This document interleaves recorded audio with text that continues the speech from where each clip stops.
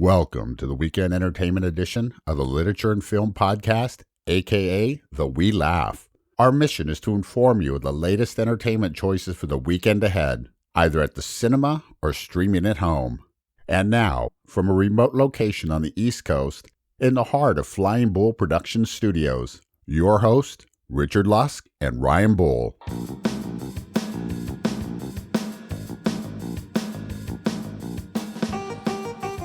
Welcome to Laugh, episode 118, a We Laugh for the February 5th weekend. Yippee! Yeah, I'm Ryan Bull. Across the table from me is Richard Lusk. How are you, sir? I'm actually really good. Feeling really well today. February is your month as opposed to January. Yes, I like a February day that's 77 degrees out. I had to put on my AC on the way over here in my car. Wow. It's hot out there. I know. Sweating. We're recording this on Groundhog Day. Mm-hmm. And the groundhog did not see a shadow, so spring comes early. Yeah, I thought it was the other way around. No, if he sees a shadow. I don't know. It's bright and sunny out there. How did he not see a shadow? What is he? I don't know. I'll ask him before our next show. Is he nearsighted? I'll check out the interview they did with him. Puxatawny Phil. The post-game analysis. So we've got 3 movies coming out this Three weekend. big movies.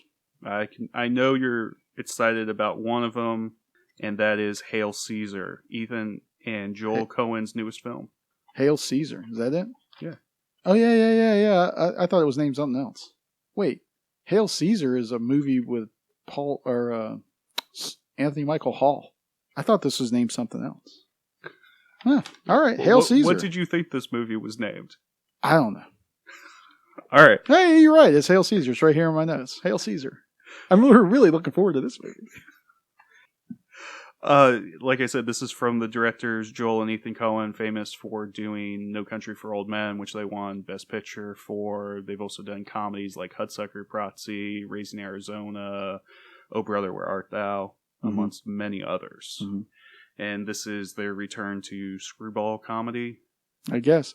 I haven't watched the trailer. I'm trepidatious, if that's even a word. I love the Coen brothers. Mm-hmm. They're probably my favorite working filmmakers.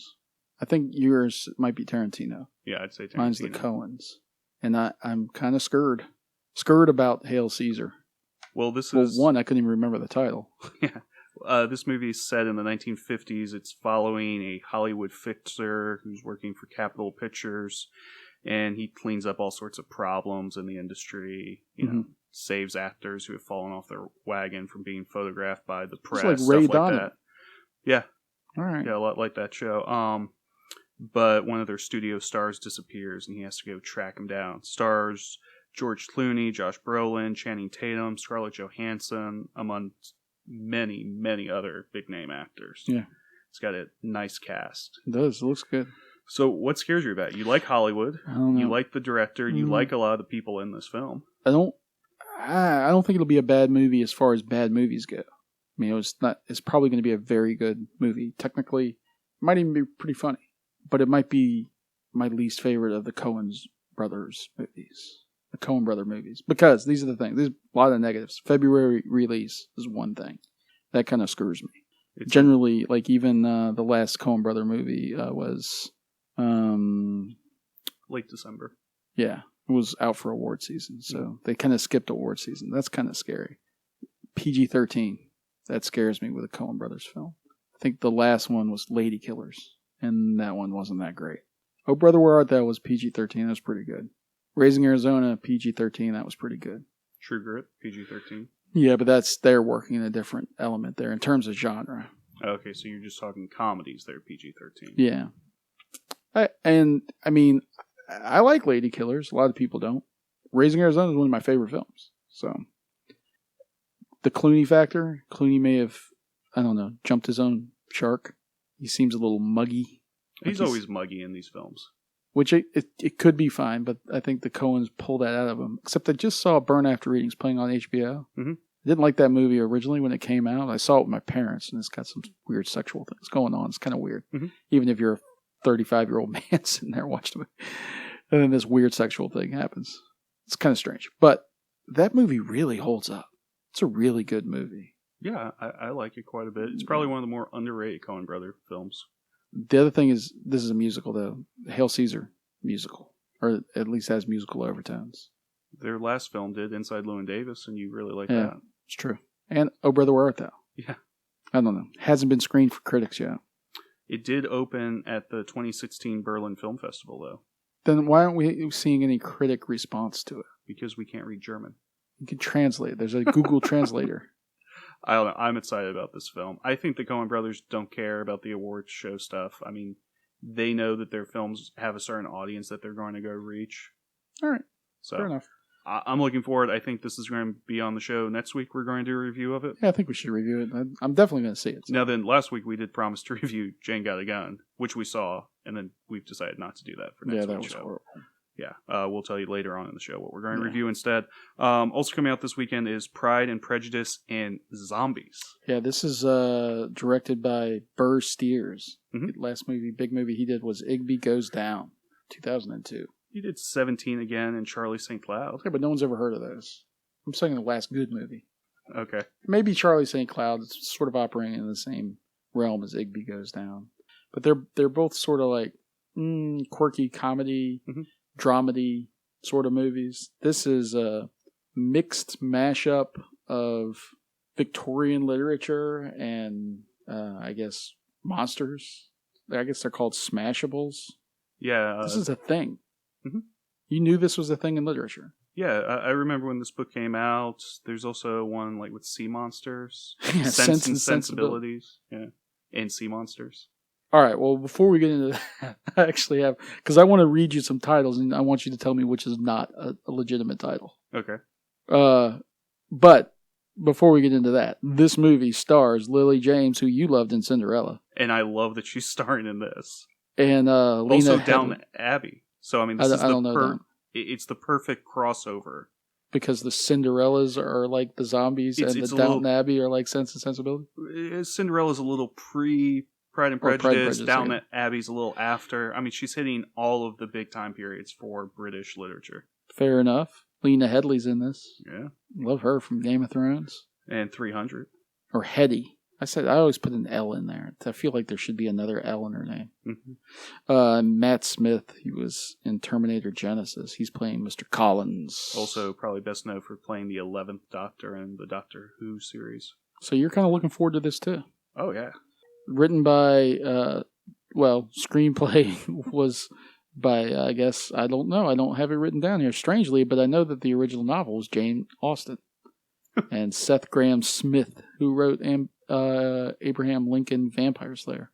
I didn't know that. I thought that was a graphic novel originally. I don't know. I know it was directed by the same guy who did the Wanted movie, this crazy Russian guy. Okay. This movie had Natalie Portman attached to it for a number of years. She stayed on as executive producer, and there were a lot of other big names that wanted to get involved in this picture.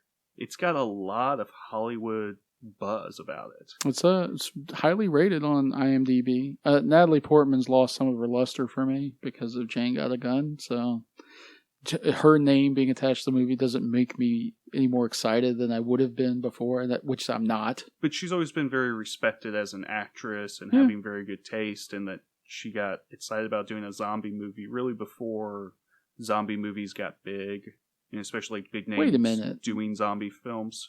I mean, for a long time it was, if you're going to be in a zombie film, you're a pretty much no-name actor. You're trying to break into Hollywood. Oh, I thought zombies were the thing. The Walking Dead, World War Z, and all that. Yeah, she was into that. She was into this movie before any of that stuff got big. Wow, so this has been in production for a while. Yeah, before Bill Murray did Zombieland. Shaun of the Dead. Yeah, so... All right, so basically the plot is in the 19th century, a mysterious plague turns the English countryside into a war zone against zombies. The dead come back to life to terrorize the land. And then the heroines of Pride and Prejudice come out and fight them with ninja stars and swords, nunchucks and stuff like that. It's going to be awesome. And there are explosions. Yeah, there seems like there's some explosions. I wonder where they get the ordnance for that. This looks like a lot of popcorn fun. All right, so which of these titles is not a thing? This is apparently the big thing, the mashup thing. All right, so you got Sense and Sensibilities and Sea Monsters. Android Corinna.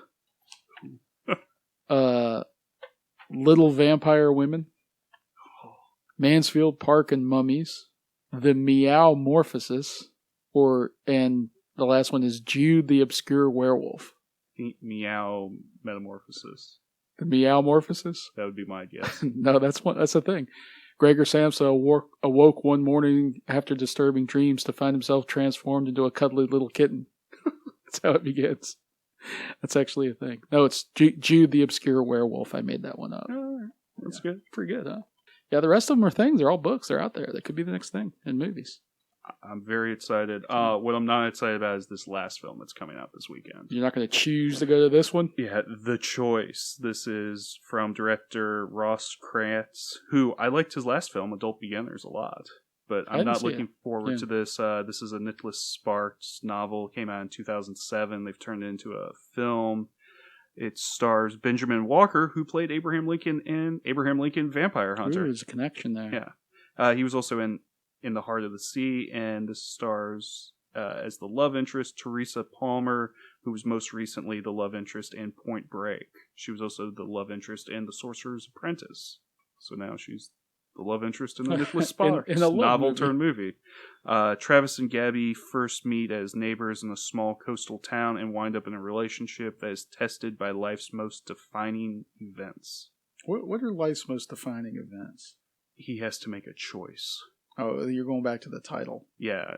But in your life, it's got to be geography, right? Or like where you go to college. No, these are like life events, sudden and tragic. Everybody has life events, like life's most defining events. She gets sick. Let's say that. Yeah, I assume that she's going to get sick. Yeah. The trailer hints at what happens, which apparently in the book happens halfway through. You think the trailer makes it look like it's going to happen in the last 15 minutes. He's got to pull the plug or not? You want me to ruin this? No, but it's The Choice. Life's events. I mean, you could ruin if you've read the sub. Well, you've already ruined it. I've actually watched. Oh, okay. My guess is he doesn't. I don't know. There's a miraculous comeback. Well, the nice thing is apparently some Nicholas Sparks movies that were once novels, the plot gets changed and the opposite happens. Oh, so maybe he does pull the plug this time. Ooh, wait. So Teresa Palmer stars as Gabby Holland. Uh-huh. Benjamin Walker stars as Travis Parker. I think you could switch the role and the actors around and you can still have the same movie.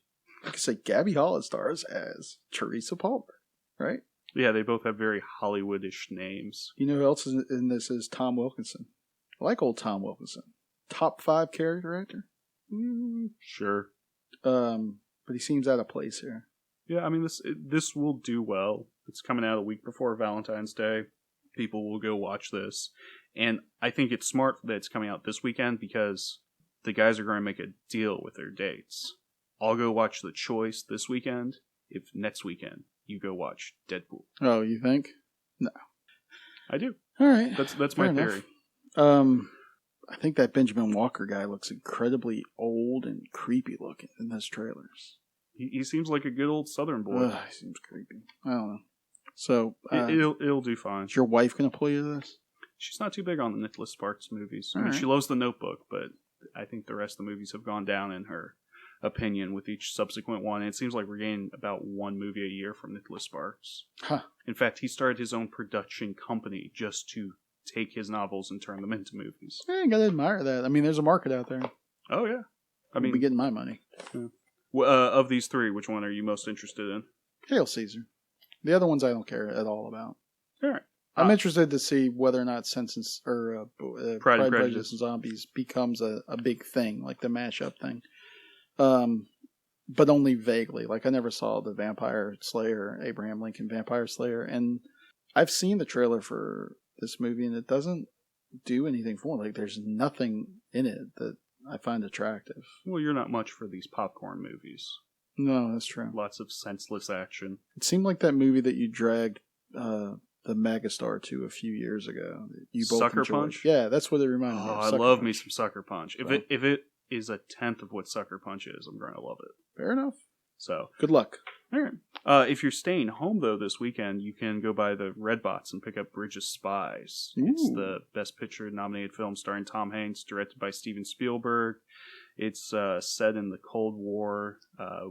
Tom Hanks' character plays a lawyer, and he has to set up a prisoner exchange between America and the USSR. Fun. It's gotten really highly praised by the critics. I'm going to watch it this weekend so that we can review it on next week's show, we're going to be reviewing all of the Best Picture nominees. Oh, you can run out to your Redbox and get yourself a Bridge of Spies. Yep. Looking forward to it. I was going to go last weekend and watch it in theaters. I just lost track of time. You can probably still watch it in theater some places. So Spielberg mailing it in.